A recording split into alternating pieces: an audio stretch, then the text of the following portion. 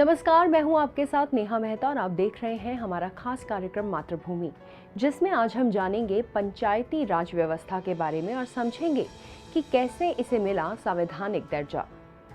पंचायती राज व्यवस्था भारत में ग्रामीण स्थानीय स्वशासन की एक प्रणाली है और इसके पक्ष में खुद राष्ट्रपिता महात्मा गांधी थे। पंचायती राज व्यवस्था कोई नई व्यवस्था नहीं है, बल्कि यह प्राचीन काल और मध्यकाल में देखने को मिलती थी। हालांकि इसके जनक लॉर्ड रिपन को माना जाता है, क्योंकि उन्होंने 1882 में स्थानीय संस्थाओं को उनका लोकतांत्रिक ढांचा प्रदान किया था।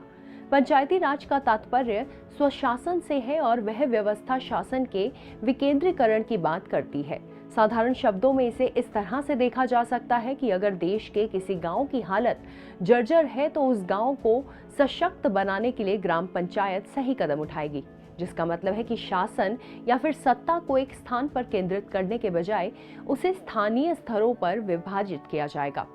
भारत को आजादी मिलने के बाद भारतीय संविधान के भाग 4 में नीति निर्देशक तत्व के अनुच्छेद 40 में ग्राम पंचायत के गठन और शक्ति प्रदान करने की बात की गई है, लेकिन पंचायती राज व्यवस्था को कोई संवैधानिक दर्जा नहीं दिया गया था। हालांकि पंचायती राज व्यवस्था को सुधारने के लिए समय समय पर समितियों का गठन किया गया। सबसे पहले साल 1957 में बलवंत राय मेहता समिति का गठन हुआ, जिसे त्रिस्तरीय पंचायती राज व्यवस्था की बात कही थी।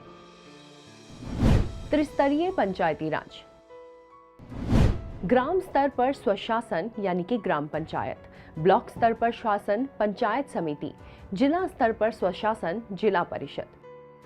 बलवंत राय मेहता समिति के सुझावों के बाद पंडित जवाहरलाल नेहरू ने सबसे पहले 2 अक्टूबर 1959 को राजस्थान के नागौर जिले में पंचायती राज व्यवस्था को लागू किया और फिर कुछ दिनों के बाद आंध्र प्रदेश में इसकी शुरुआत हुई।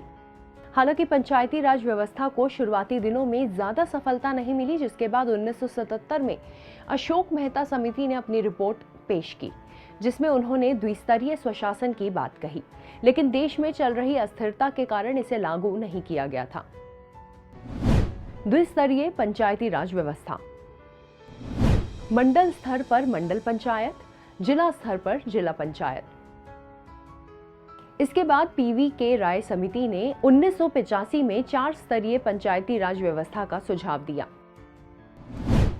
राज्य स्तर पर, जिला स्तर पर, मंडल स्तर पर और ग्राम स्तर पर। एलएम सिंघवी समिति को 1986 में गठित किया गया था, जिसका उद्देश्य पंचायती राज व्यवस्था की जांच करना था। आजाद भारत में समय समय पर पंचायतों को सुधारने के लिए कई प्रावधान किए गए। साल 1992 के 73वें संशोधन अधिनियम के साथ पंचायती राज व्यवस्था को अंतिम रूप प्राप्त हुआ था। भारत के पंचायती राज के गठन व उसके सशक्त बनाने की अवधारणा महात्मा गांधी के दर्शन पर आधारित है। महात्मा गांधी ने एक दफा कहा था कि सच्चा लोकतंत्र केंद्र में बैठकर राज्य चलाने वाला नहीं होता, अपितु यह तो गांव के प्रत्येक व्यक्ति के सहयोग से चलता है। 73वें संशोधन के तहत संविधान में भाग 9 जोड़ा गया था, जिसके अंतर्गत पंचायती राज से संबंधित उपबंधों की चर्चा की गई है। पंचायती राज संविधान के अनुच्छेद 243 क से ण तक से संबंधित उपबंध में है। इसके साथ ही 11वीं अनुसूची को संविधान में शामिल किया गया था। आपको बता दें कि 11वीं अनुसूची में पंचायतों के कार्य निर्धारण के लिए 19 विषय को शामिल किया गया था। 73वें संविधान संशोधन 1993 के तहत बने कानून की कुछ मुख्य बातें। इस कानून के अंतर्गत 20 लाख से अधिक जनसंख्या वाले क्षेत्र में पंचायती राज की त्रिस्तरीय व्यवस्था लागू होगी। इस कानून के तहत 5 साल के बाद पंचायतों का चुनाव होगा और अगर पंचायत को भंग किया जाता है या फिर किसी कारणवश वो भंग हो जाती है तो 6 महीने के अंदर चुनाव होंगे। इस कानून के तहत ग्राम सभा को संवैधानिक अधिकार प्रदान किया जाएगा। इस कानून के तहत अनुसूचित जातियों, जनजातियों व महिलाओं के लिए 1/3 सीटों का आरक्षण दिया जाएगा। इसके अलावा प्रत्येक राज्य में वित्त आयोग का गठन किया गया। आपको बता दें कि पंचायतों के सभी चुनाव कराने की शक्ति राज्य निर्वाचन आयोग के पास है। पंचायतों के पास पैसों का कोई भी मजबूत आधार नहीं है, उनके लिए राज्य सरकारों पर उन्हें निर्भर रहना पड़ता है। हालांकि 73वें संविधान संशोधन के तहत ग्राम पंचायत को कुछ कर लगाने की शक्तियां दी गई हैं। इसके अतिरिक्त राज्य का राज्यपाल पंचायतों की वित्तीय स्थिति की समीक्षा के लिए हर 5 साल पर राज्य वित्त आयोग का गठन करता है। पंचायती राज दिवस। साल 2010 में पहली बार पंचायती राज दिवस मनाया गया था। तब से 24 अप्रैल के दिन हर साल पंचायती राज दिवस मनाया जाने लगा और इस दिन सर्वश्रेष्ठ प्रदर्शन करने वाली पंचायतों को पुरस्कृत भी किया जाता है।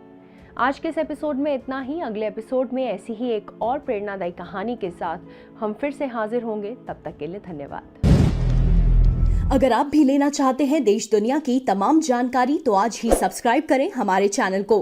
साथ ही नीचे दिए बेल आइकन को जरूर दबाएं ताकि हर अपडेट आप तक पहुंच सके।